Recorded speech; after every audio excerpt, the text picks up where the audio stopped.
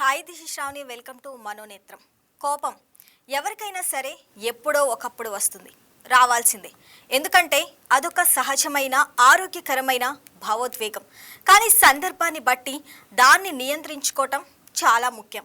కోపం కారణంగా మనుషుల మధ్య దూరం పెరగటమే కాదు, పలు రకాల ఆరోగ్య సమస్యలు కూడా వస్తున్నాయి. చీటికి మాటికి కోపం తెచ్చుకునే వారికి తలనొప్పి, రక్తపోటు వంటి సమస్యలు వస్తాయి. అతి కోపం వల్ల ఎన్నో నష్టాలు ఉన్నాయి. మరి కోపాన్ని ఎలా నియంత్రించుకోవాలి, ఎలాంటి చిట్కాలు పాటించాలి, ఈ విషయాలపై మనకు అవగాహన కల్పించేందుకు ప్రముఖ కౌన్సిల్ సైకాలజిస్ట్, బిహేవియర్ థెరపిస్ట్, లైన్ డాక్టర్ శ్రీపతి జగదీష్ గారు మన వైకే స్టూడియోలో ఉన్నారు. నమస్తే డాక్టర్ గారు. సరే, అసలు కోపం ఎందుకు వస్తుంది?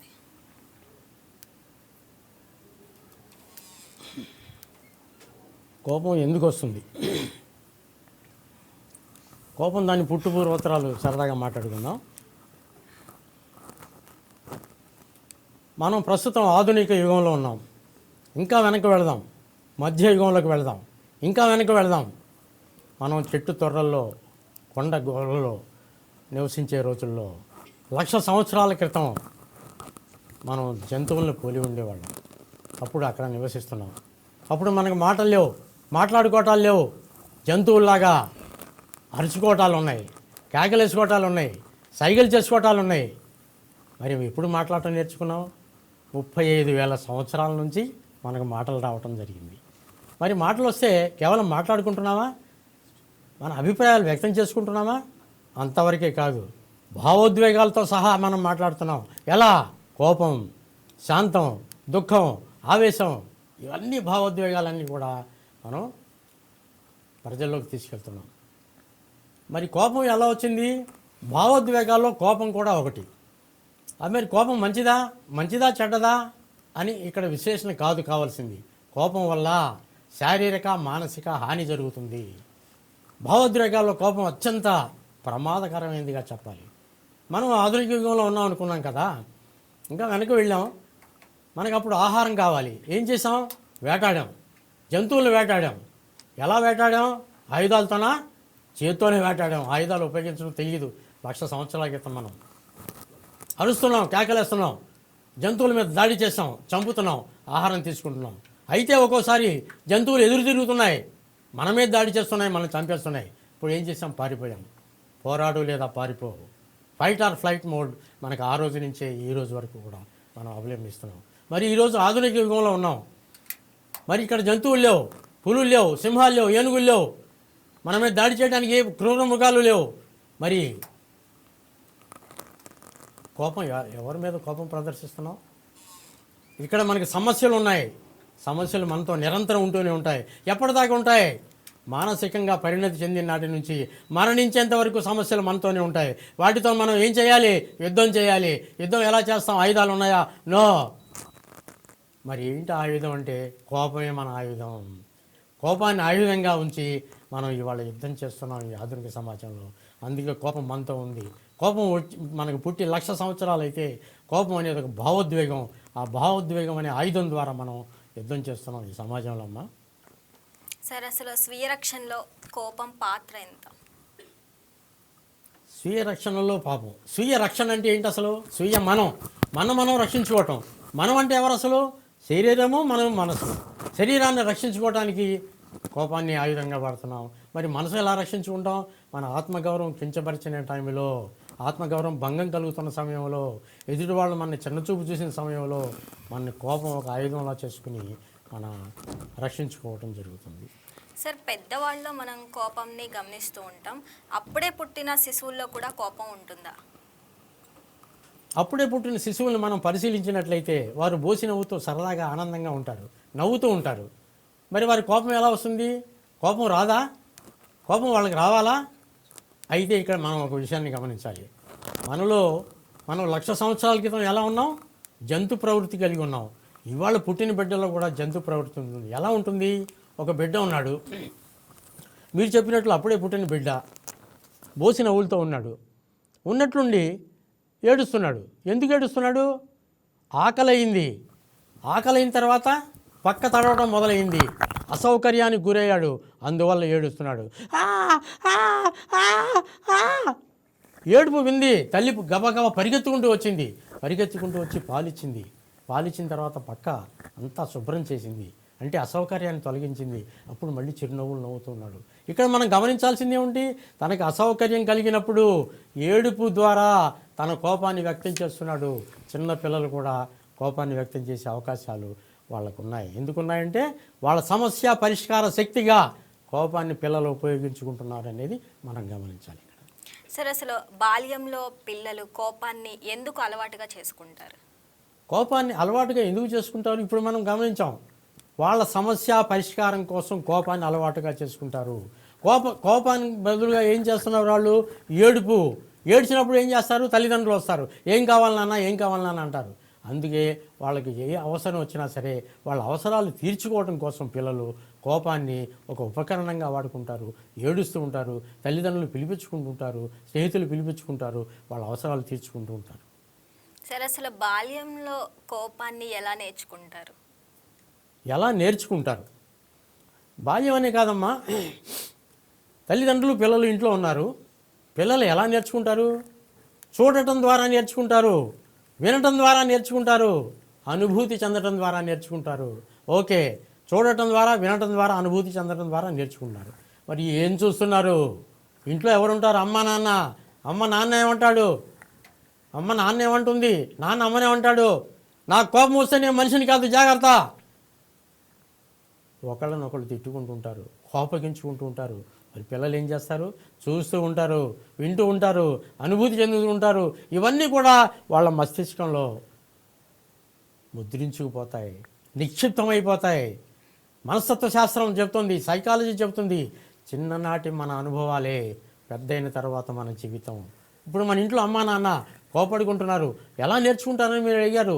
చూడటం ద్వారా నేర్చుకుంటున్నారు, వినటం ద్వారా నేర్చుకుంటున్నారు. మరి పెరిగి పెద్ద అయిన తర్వాత, వీళ్ళకి పెళ్ళైన తర్వాత మళ్ళీ వాళ్ళ మెదడులో నుంచి మళ్ళీ రీకాల్ అవుతాయి. మళ్ళీ వాళ్ళు అలాగే ప్రవర్తించే అవకాశాలు ఉంటాయి. సరే, అసలు విద్యావంతులైన యువతుల్లో కూడా కోపం ఉంటుందా? విద్యావంతులు శాస్త్ర సాంకేతిక రంగాలలో ఎంతో ముందంజలో ఉన్నారు. అదే కాకుండా సామాజిక మాధ్యమ ప్రభావంతో వారికి తెలియని విషయం అంటూ లేదు. వారు ఎంతో మేధావి సంపత్తిగా ఉన్నారు ఈ రోజున. మరి వారిలో కోపం ఎందుకు వస్తుంది? మరి తల్లిదండ్రులు ఉన్నారు, వాళ్ళ సాంప్రదాయాలు వాళ్ళవి. తెల్లవారుజామున లెగాలి, 5 గంటలకు లెగాలి, స్నానం చేయాలి, పూజలు చేసుకోవాలి. మరి విద్యార్థులు 5 గంటలకు లెగుస్తారా? చాలామందిని పరిశీలిస్తే వాళ్ళు నిద్రపోయేదే 5 గంటలకి. మరి కోపం వస్తుందా? ఎవరికి వస్తుంది? అటు తల్లిదండ్రులకి వస్తుంది, ఇటు పిల్లలకి వస్తుంది. మరి పిల్లలు విద్యావంతులే, కానీ వాళ్ళ మనసులో ఏముంటుంది? టీనేజ్లోకి వచ్చిన తర్వాత తల్లిదండ్రులకి ఏం తెలియదు, మాకే అంతా తెలుసు, అమ్మ నీకేం తెలియదు, నాన్న నీకేం తెలియదు, కోపాన్ని వ్యక్తం చేస్తూ ఉంటారు. అమ్మకి అన్నీ తెలుసు, నాన్నకి ఇంకా తెలుసు. మనం అది తెలుసుకోకుండా ఇంటిని ఒక రణరంగంగా తీర్చిదిద్దుతున్నాం. సరే, అన్యోన్యంగా ఉండే భార్యాభర్తల్లో కూడా కోపం ఉంటుందా? భార్యాభర్తలు అన్యోన్యంగా ఉంటారు, కోపం వస్తుందా? ఇంతకుముందు మనం మాట్లాడుకున్నాం, చిన్ననాటి అనుభవాలే పెద్దయిన తర్వాత మన జీవితం. మరి భార్య భర్త వేరువేరు కుటుంబాల నుంచి వచ్చారు కదా, వాళ్ళ కుటుంబాల్లో చిన్నతనంలో ఏ సంఘటనలు జరిగాయి, వాళ్ళ మెదడులో ఏ సంఘటనలు నిక్షిప్తమై ఉన్నాయి, ఇక్కడికి వచ్చిన తర్వాత అవన్నీ బయటకు వస్తాయా రావా? తప్పనిసరిగా వస్తాయి. ఎవరి ఆలోచనలు వాళ్ళవి, ఎవరి అభిప్రాయాలు వాళ్ళవి, ఎవరి కలలు వాళ్ళవి. అన్నీ నెరవేరుతాయా? నో, ఏది అనుకున్నట్లుగా జరగదు. అన్నీ అనుకున్నట్లుగా జరిగితే మనం ఎందుకు? మరి భార్యాభర్త అన్యోన్యంగా ఉంటారు. అన్యోన్యంగా ఎప్పుడు ఉంటారు? ఎప్పుడూ ఉంటారు, కానీ ఒకళ్ళనొకళ్ళు కోపగించుకుంటారు. ఒకరి అభిప్రాయాలతో ఒకళ్ళు కలవు. దూరంగా చూస్తే రైలు పట్టాలు కలిసినట్లుగా ఉంటాయి, దగ్గరగా ఉంటాయి, విడివిడిగా ఉంటాయి. భార్యాభర్త కూడా అంతే. 1+1 = 1. భార్యాభర్త ఒకళ్ళే, కానీ ఒకళ్ళ అభిప్రాయాలతో ఒకళ్ళు గౌరవించుకోవాలి. సర్దుబాటు ధోరణి కలిగి ఉండాలి. నువ్వెంత అంటే నువ్వెంత. భార్య భర్తను కోపంగా తిడుతూ ఉంటుంది, పెద్దగా అరుస్తూ ఉంటుంది, కేకలేస్తూ ఉంటుంది, తట్టుకోలేకపోతుంది. పక్కింటి వాళ్ళు వింటారేమోనని ఆయన టీవీ ఆన్ చేసి సౌండ్ ఎక్కువ పెడతాడు. అదే ఆయన తిడుతూ ఉంటాడు, ఈమె నిదానంగా మౌనంగా భరిస్తూ అలా తల వంచుకుని దుఃఖిస్తూ ఏడుస్తూ ఉంటుంది. మరి దీనివల్ల ఏం జరుగుతుంది అంటే కోపాన్ని అణిచిపెట్టుకున్నందువల్ల కూడా ఈమె అనారోగ్యం పాలవుతుంది. కోపంతో ఉన్న ఆయన కూడా అనారోగ్యం పాలవుతాడు. మరి ఇద్దరు కూడా వాడిని అన్యోన్యంగా ఉండటం అంటే ఏంటి? ఒకళ్ళనొకళ్ళు అర్థం చేసుకొని ఉండటం, ఒకళ్ళ అభిప్రాయాలను ఒకళ్ళు గౌరవించుకోవటం, సరే, అసలు కోపతాపాలకు అర్థం లోను కాకుండా ఉండటం. చేసుకునేది అప్పుడు కోపం వచ్చిద్ది, పోట్లాడుకుంటారు ఇద్దరు. అసలు ఎవరు తగ్గుతారు ఆ టైంలో? ఎవరు తగ్గాలంటే ఆత్మాభిమానం ఉన్న వాళ్ళు తగ్గుతారు. నేను గొప్ప, నేను అహంకారంగా ఉంటే అరిషడ్ వర్గాలు కామక్రోధ లోప మోహం మదవాచర్యాలు అహంకారం కాదు. ఇక్కడ నా భార్య అది అడిగింది, నేను అది చెయ్యాలి, దాన్ని చేద్దాం అని సంకల్పం, ఆత్మ అభిమానం కలవాళ్ళు. అంటే అలాంటప్పుడు ఇద్దరు కూడా తగ్గాలి కదా సార్? ఇద్దరు తగ్గాలి. ఇద్దరు తగ్గటాన్ని సర్దుబాటు అంటున్నాం. అదే సర్దుబాటు ధోరణి ఇద్దరిలో ఉంటేనే ఎన్నెన్నో జన్మల బంధం నీది నాది. సర్దుబాటు ధోరణి ఇద్దరిలో లేకుండా అహంకార ధోరణులు ఏ ఒక్కరిలో ఉన్నా కూడా కోపతాపాలు విన్నంటుతాయి. పిల్లలు వింటుంటారు, చూస్తుంటారు. వాళ్ళ జీవితాలు మనకు తెలియకుండానే నాశనం చేయటమే కాక మనం ఆత్మహత్య సదృశ్యాన్ని మనకు మనమే సృష్టించుకుంటున్నాం. ఏ మందులు మింగకుండానే. కోపం అంత ప్రమాదకరమైందని మనం తెలుసుకోవాలి. సార్, చూస్తే ఇప్పుడు వృద్ధులకి తరచూ ఎక్కువగా కోపం వస్తుంది, ఎందుకంటారు? వృద్ధులకి తరచుగా కోపం వస్తుందంటే వాళ్ళు బిడ్డల్ని కన్నారు, పెంచారు, పోషించారు, మార్గనిర్దేశనం చేశారు, ఆస్తులు ఇచ్చారు, అంతస్తులు ఇచ్చారు, వాళ్ళని గొప్పవాళ్ళుగా తీర్చిదిద్దారు, సంఘంలో వాళ్ళకి గొప్ప స్థానాన్ని ఏర్పాటు చేశారు. ఇన్ని చేసిన తర్వాత, వాళ్ళకి పెళ్లి చేసిన తర్వాత, వాళ్ళకి పిల్లలు పుట్టిన తర్వాత చాలా కుటుంబాల్లో తల్లిదండ్రులను చూడటం తగ్గిపోయింది. తల్లిదండ్రులతో మాట్లాడటం లేదు. తన భార్య తన బిడ్డలతోనే మాట్లాడుతున్నాడు, ఇక్కడ తల్లిదండ్రులతో మాట్లాడటం లేదు. అప్పుడు వీళ్ళు ఏమనుకోవాలి? వాళ్ళకి కోపం వస్తుంది. ఇదాని వృద్ధాప్యంలో భార్యాభర్తల్లో ఇద్దరిలో ఏ ఒక్కరే మిగిలి ఉండే అవకాశాలు కూడా ఉంటాయి. ఒక్కరిగా ఉన్నప్పుడు ఒంటరిగా ఉంటారు. ఇద్దరిగా ఉన్నాక సరే వాళ్ళతో మాట్లాడేవాళ్ళు లేక ఒంటరిగా ఉంటారు. కుటుంబంలో నిరాదరణకు గురి అవుతూ ఉంటారు. ఇంత చేసినా కూడా వాళ్ళని మనం పట్టించుకోవటం లేదనేటువంటి కోపం మనసులో ఉంటుంది. వాళ్ళకి గౌరవం ఇవ్వటం లేదు, విలువ ఇవ్వటం లేదు. ఎవరు ఎందుకు ఇస్తారు? నీడ్ లేని ఎఫెక్షన్ ఉండదు. నీడ్ అవసరం. అన్ని కుటుంబాల్లో కాదు, కొన్ని కుటుంబాల్లో అవసరం తీరిన తర్వాత పక్కన కూర్చోబెడతారు. దీనికి కోపం వస్తుంది. నన్ను పట్టించుకోవట్లేదు, నన్ను ఒంటరి వాణ్ణి చేశారు, ఇంత కష్టపడ్డాను, కోపంతో అరుస్తారు, కేకలేస్తారు. మరి సమస్య పరిష్కారం అవుతుందా? వృద్ధుల సమస్య పరిష్కారం అవ్వకపోగా కొత్త సమస్యలు సృష్టించుకోవడం జరుగుతుంది. ఈ విధంగా ఇవాళ సమాజం ఉందనేది మనం తెలుసుకోవాల్సిన విషయం. అంటే వృద్ధులు అనేసరికి చెప్పిన మాటే పదే పదే చెప్పి పక్కన వాళ్ళకి కూడా విసుగొచ్చేలా చేస్తారు. ఆ టైంలో కూడా కోపం వస్తుంది కదా సార్? చెప్పిన మాట పదే పదే చెప్పటం వాళ్ళకి చాదస్తం అంటారు. నిజానికి అది చాదస్తం కాదు. ఎందుకు చెప్తున్నారంటే భయం. ఈ తప్పు చేస్తే వాళ్ళు ఈ శిక్ష అనుభవించాలి అని చెబుతూ ఉంటారు. ఆ చెప్పిందని మనం తీసుకోవాలా లేదా? మరి చిన్నతనంలో ఎన్నోసార్లు చూశారు. మన తల్లిదండ్రులు మన చేయి పట్టుకుని నడిపించారు, బయటికి తీసుకొచ్చారు, విమానం చూపించారు, సినిమాలు చూపించారు. మరి పెద్దయిన తర్వాత మన తల్లిదండ్రులు చేతులు పట్టుకు తిరుగుతున్నావా? కనీసం మాట కూడా మాట్లాడట్లా. నీ చేదస్తాం, నువ్వు మాట్లాడబాకు, నువ్వు నోరు మొయ్యి. ఇవాళ ఎందుకంటున్నావు? వాళ్ళతో అవసరాలు తీరిపోయాయి. కానీ మనం ఎక్కడి నుంచి వచ్చాం? ఇంకా వెనక్కి వెళితే మనం వాళ్ళ లోపల నుంచే వచ్చామన్న సత్యాన్ని మనం గ్రహిస్తే మాతృదేవోభవ పితృదేవోభవ అంటూ వారి పాదాలకు నమస్కరించి వాళ్ళని దేవుళ్ళలాగా చూసుకోవాల్సిన అవసరం ఉంది. సరే, అసలు కోపం, ఆనందం, హార్మోన్ల ప్రభావం, ఈ రెండింటికి మధ్య తేడా ఏంటి? చాలామంది వ్యక్తులను మనం పరిశీలించినట్లయితే చాలా ఆనందంగా ఉంటారు, సంతోషంగా ఉంటారు, చిరునవ్వు నవ్వుతూ ఉంటారు, ఇతరులకు సహాయం చేస్తూ ఉంటారు. అలా జరిగినప్పుడు ఏం జరుగుతుంది? వాళ్ళలో హ్యాపీ హార్మోన్స్ రిలీజ్ అవుతాయి. డోపమైన్, సెరటోనిన్, ఎండార్ఫిన్స్ ఇత్యాది హ్యాపీ హార్మోన్స్ రిలీజ్ అయ్యి వాళ్ళు చాలా ఆనందంగా ఉంటారు, సమాజానికి నిరంతరం సేవ చేస్తూ ఉంటారు. మరి మరికొందరిని చూస్తుంటాం. ఆ మరికొందరు ఏం చేస్తుంటారు? ఎప్పుడు ద్వేషంతో ఉంటారు, పగతో ఉంటారు, కోపంతో ఉంటారు, ఉద్వేగాలకు లోనవుతూ ఉంటారు. అడ్రినలిన్ రిలీజ్ అవుతుంది, ఉచ్ఛ్వాస నిశ్వాసాలు ఎక్కువ తీసుకోవడం జరుగుతుంది, గుండెకి మీద భారం పెరుగుతుంది, ఊపిరితిత్తులకు భారం పెరుగుతుంది. మనం నవ్వుతూ ఉంటాం, చిరునవ్వుతూ ఉంటే 12 కండరాలు మాత్రమే మనకి ముఖంలో చక్కగా కనిపిస్తాయి. మరి ఉద్వేగాలకు లోనైతే 48 కండరాలు ఎంతో కష్టంగా పని చేయాల్సి వస్తుంది. మరి ఉద్వేగాలకు లోనవుదామా, లేక ఆనందంగా ఉందామా, ఇతరులకు సంతోషాన్ని పంచుదామా? మనం ఇక్కడికి వచ్చింది దేనికి?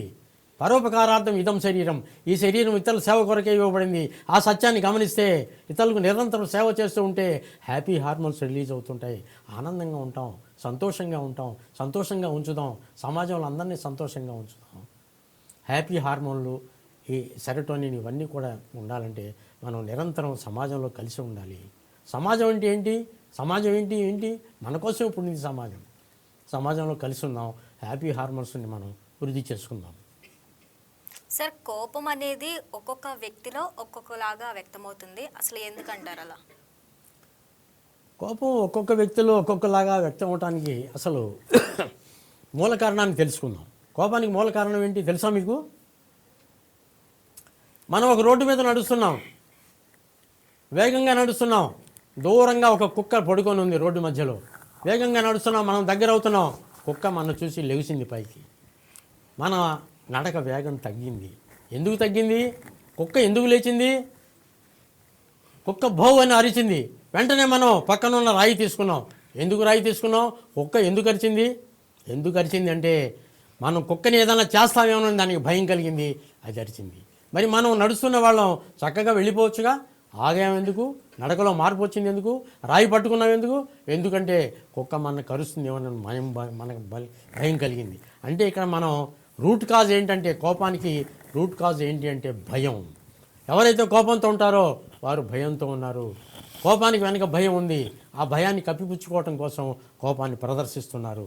కోపానికి మూల కారణం భయం అనే సత్యాన్ని మనం తెలుసుకుంటే భయాన్ని మనం పారదోలితే కోపాన్ని కూడా పారదోలుకోవచ్చు. అసలు కోపగించుకోవటం వల్ల సమస్యలు పరిష్కారం అవుతాయా? చాలామంది సమస్యలు పరిష్కారం అవటం కోసం అని చెప్పి నిరంతరం అరుస్తూ ఉంటారు, కోపగించుకుంటారు, ఉద్వేగాలకు లోనవుతుంటారు.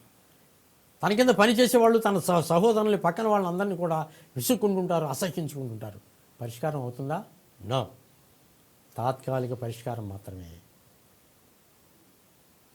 తాత్కాలికంగా మాత్రం ఉన్నట్టుగా కనిపిస్తుంది పరిష్కారం అయినట్టు. కానీ ఎట్టి పరిస్థితుల్లో పరిష్కారం కాకపోగా ఈ కోపగించే వ్యక్తికే లోపల అంతర్గత అవయవాలు, ఊపిరితిత్తులు, గుండె బలహీనమైపోతూ ఉంటాయి. ఆ సమస్య పరిష్కారం అవ్వకపోగా వేరు కొత్త సమస్యను కొని తెచ్చుకోవటం జరుగుతుంది. సార్, అసలు కోపానికి డిప్రెషన్కి మధ్య తేడా ఏంటి? డిప్రెషన్, ఇక్కడ డిప్రెషన్ అంటే స్ట్రెస్, యాంగర్, యాంగ్జైటీ, డిప్రెషన్ ఇవన్నీ కూడా 4 అంతస్తులు. మరి స్ట్రెస్ అనేది ఉండాలా లేదా? ఉండాలి. ఎక్కువ ఉండకూడదు, తక్కువ ఉండకూడదు. యాంగర్, కోపం వస్తుంది, పుస్తకాలు ఇసురు కొడతాం, ఫోన్లు ఇసురు కొడతాం, అమ్మా నాన్నలు ఇసుక్కుంటాం, భార్య భర్తను విసుక్కుంటుంది, భర్త భార్యను విసుక్కుంటాడు. అది తారాస్థాయికి వెళ్ళిపోయిన తర్వాత డిప్రెసివ్ స్టేట్లోకి వెళ్ళిపోతారు. డిప్రెసివ్ స్టేట్లోకి వెళ్తే మెదడులో రసాయనాల్లో మార్పు వస్తుంది. ఆ మార్పు వచ్చినప్పుడు ఈ కోపం దశలోనే దాన్ని తగ్గించుకోకుండా డిప్రెసివ్ స్టేట్కి వెళ్ళినట్లయితే చాలా ప్రమాదకర పరిస్థితులు ఎదుర్కోవాల్సి వస్తుంది. అప్పుడు మనం ఎట్టి పరిస్థితుల్లో మన సైకియాట్రిస్ట్ని కలిసి మందులు కూడా వాడాల్సిన అవసరం ఉంటుంది. సార్, అసలు కోపాన్ని ఎలా పారద్రోలాలి? కోపాన్ని ఎలా పారద్రోలాలి? ఇప్పుడు కోపాన్ని పారద్రోలాలంటే కోపం ఏంటి? పైన భూమి పైన కనిపించే చెట్టు లాంటిదే కోపం. మరి కోపాన్ని చెట్టును కొట్టేస్తే ఏం జరుగుతుంది? మళ్ళీ మొలుస్తాయి, మళ్ళీ కొమ్మలు మొలుస్తాయి. మరి కోపాన్ని పోగొట్టగలమా? కోపాన్ని పోగొట్టాలంటే ఏం చేయాలి? అసలు రూట్ కాజ్ ఏంటి? కింద వేళ్ళని తీసేయాలి. కింద వేళ్ళేంటి? భయం. ఆ భయాన్ని తీసేయాలి. ఆ భయాన్ని తీసేస్తే కోపం అదే వెళ్ళిపోతుంది. భయాన్ని ఎట్లా తీసేయాలి? అసలు భయం అంటే ఏంటి? మనకి నమ్మకాలు ఉన్నాయి, మూఢనమ్మకాలు ఉన్నాయి, ఆచారాలు ఉన్నాయి, విశ్వాసాలు ఉన్నాయి, మూఢనమ్మకాలు ఉన్నాయి, ఇంకా ఎన్నో ఉన్నాయి. వీటన్నింటినీ మనం తొలగించుకోవాల్సిన అవసరం ఉంది. భయాన్ని తీసేయాలంటే సమాజంతో కలిసిమెలిసి ఉండాలి. నేనున్నాను, నీకేం కాదు. ఇప్పుడు బిడ్డలు ఉన్నారు, బిడ్డలు ఏడుస్తున్నప్పుడు తల్లిదండ్రులు చెప్తారు, అమ్మా నీకేం భయం లేదు, నేనున్నాను. మరి తల్లిదండ్రులకి ఏమైనా అవసరమైతే సమాజం ఉంది, నేనున్నాను, మీకేం భయం లేదు సమాజం చెప్తుంది. మరి సమాజానికి ఏమైనా అయితే ప్రభుత్వం చెప్తుంది, మేమున్నాం, మీకేం భయం లేదు. ఒక సైకాలజిస్ట్ చెప్తాడు తన క్లయింట్కి, నేనున్నాను, నీకేం భయం లేదని. అలాగే ఏ భయాలు లేకుండా ఉన్నప్పుడే కోపాన్ని తొలగించగలం. భయాలన్నీ మూఢనమ్మకాలు, మూఢ విశ్వాసాలు, అంధవిశ్వాసాలు, భ్రమలు, భ్రాంతులకు లోనై ఉంటాయి. ఇవన్నింటినీ మనం తవ్వి తీసేసి భయాన్ని తొలగించుకున్నట్లయితే కోపం ఆటోమేటిక్గా దానంతటదే తొలగిపోతుంది. ప్రశాంతమైన జీవితాన్ని జీవించడానికి, ఆనందంగా ఉండటానికి మీరు అడిగిన ప్రశ్న ఎంతో అద్భుతంగా ఉంటుందమ్మా. సార్, అసలు కోపం అహంకారం మధ్య సంబంధం ఉంటుందా? కోపానికి అహంకారం, మరి కోపం అహంకారం ఏంటి? అహంకారం ఏంటి? ఇతరులు మనం లెక్క చేయం. ఎందుకు లెక్క చేయం? నా గొప్పతనం నిరూపించుకోవాలి, నేను గొప్పవాడిని. నువ్వు చాలా తక్కువ వాడివి, ఇవన్నీ ఎవరు చేస్తారు? ఆత్మవిశ్వాసం లోపించిన వాళ్ళు చేస్తారు. నేను గొప్పవాడిని, నేను బలహీనని నిరూపించుకోవటం కోసం కోపాన్ని చూసుకుంటాం. నేను చేతకాని వాడిని కాదు అని నిరూపించుకోవటానికి కోపాన్ని ప్రదర్శిస్తాం. లేనిపోని అన్ని కల్పనలన్నీ ఊహించని కూడా ఇతరుల మీద రుద్దటానికి కోపాన్ని ప్రదర్శిస్తాం. ఈ కోపాలన్నీ అహంకారపూరితంగా ఉంటాయి. అహంకారం ఏం చేస్తుందంటే మననే ఆత్మహత్యా సదృశులుగా చేస్తుంది. అహంకారాన్ని విడదనాడుదాం, ఆనందంగా జీవిద్దాం. సరే, అసలు కోపానికి వ్యాధి నిరోధక శక్తికి సంబంధం ఉంటుందా? వ్యాధి నిరోధక శక్తి గోరువెచ్చని నీళ్ళలో ఒక నిమ్మకాయ తేనె పిండుకుని చక్కగా తాగితే వ్యాధి నిరోధక శక్తి పెరుగుతుంది అని అనుకుంటాం. నువ్వు ఎన్ని నిమ్మకాయలు తాగినా, ఎంత తేనె తాగినా, రోజు పగలంతా కూడా ఉద్వేగాలతో ఊగిపోతుంటే, ప్రతి ఒక్కరి మీద కోపాన్ని ప్రదర్శిస్తూ ఉంటే రోగ నిరోధక శక్తి తగ్గిపోతుంది. ఎట్టి పరిస్థితుల్లో రోగగ్రస్తులం అవుతాం. ఆత్మహత్య చేసుకోవడానికి ఎక్కడో బావిలో దూక అవసరం లేదు, ఉరి వేసుకోని అవసరం లేదు. నిరంతరం కోపంగా ఉంటే ఆత్మహత్యా సదృశ్యం త్వరలోనే వెళ్ళిపోతాం. గుండె బలహీనమైపోతుంది, ఊపిరితిత్తులు పనిచేయవు. కనుక మనం రోగనిరోధక శక్తి అనేది కోపానికి చాలా సంబంధం ఉంది. కోపంగా ఉన్న వాళ్ళకి రోగనిరోధక శక్తి పనిచేయదు. వాళ్ళు తీవ్రమైన వ్యాధులు బారిపడే అవకాశం ఉంటారు. మిగతా వ్యాధుల బారిన ఎలా ఉన్నా సరే గుండె సంబంధించిన వ్యాధులన్నీ వచ్చే అవకాశాలు మాత్రం చాలా ఎక్కువగా ఉంటాయి. సరే, అసలు కోపం అనేది ఒక అలవాటుగా మారుతుందా? రోజు కోపం వస్తే ఏం జరుగుతుంది? అది ఒక అలవాటు అయిపోద్ది. ఒక యాక్షన్ ఏం జరుగుతుంది? హ్యాబిచువల్ యాక్షన్గా మారుతుంది. ఈ అలవాటు ఏం జరుగుతుంది? కోపం. అవును, నేను కోపగించుకోవటం వల్ల అతని మాట విన్నాడు, నా పక్కన వాడి మాట విన్నాడు, ఇతని మాట విన్నాడు, కోపగిస్తే అన్ని పనులు జరుగుతున్నాయి. అది ఒక అలవాటుగా మారిపోయి హ్యాబిచువల్ యాక్షన్గా మారిపోతుంది. దానివల్ల ఎవరు మాట వినటం సంగతి ఏమో కానీ మన శరీరంలో అంతర్భాగంలో ఉన్న అవయవాలు మాత్రం మన మాట వినవు. Thank you sir, valuable information in time అయితే ఇచ్చారు. ఇది చూసారు కదా, కోపానికి సంబంధించి సైకాలజిస్ట్ జగదీష్ గారు అనేక విషయాలు అయితే మనతో షేర్ చేసుకున్నారు. ఇది ఇవాల్టి మనోనేత్రం. రేపటి మనోనేత్రం ప్రోగ్రాంలో మళ్ళీ కలుద్దాం. That's all for now. Keep watching YK news. ఇది తెలుగువారి గుండె చప్పుడు.